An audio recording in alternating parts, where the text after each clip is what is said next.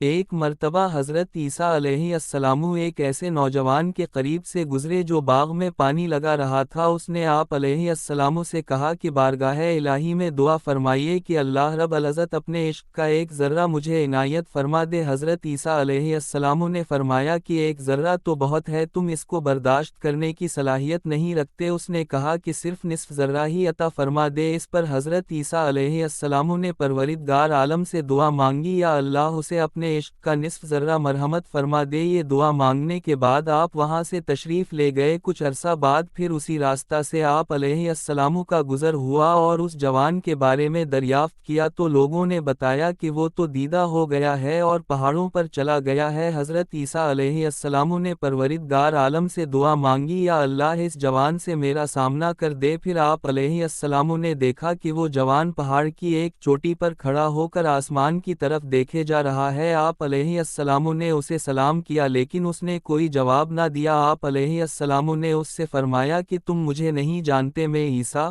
علیہ السلام ہوں اللہ تعالیٰ کی طرف سے۔ حضرت عیسیٰ علیہ السلام پر وحی نازل ہوئی کہ اے عیسیٰ علیہ السلام، جس کے دل میں میری محبت کا نصف ذرہ بھی موجود ہو، وہ کس طرح انسانوں کی بات سن سکتا ہے؟ مجھے قسم ہے اپنی عزت و جلال کی، اگر اسے آرے سے چیر کر دو ٹکڑے بھی کر دیا جائے تو اسے احساس تک نہ ہوگا۔ مکاشفتہ القلوب باب 10 صفحہ 84 دوستو۔